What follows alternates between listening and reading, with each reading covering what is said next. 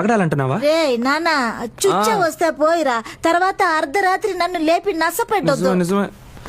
అమ్మా. సరే రా. ఎక్కడికి? ఏంటి తెలియనట్టు అడుగుతున్నావు? నాకు రావట్లేదు నాన్న, నువ్వు వెళ్ళిరా. ఏంటి ఏంటిది? తెల్లే, నీకు బాత్రూమ్ వచ్చినా నాకు బాత్రూమ్ వచ్చినా నువ్వు లోపలికి రావాలి.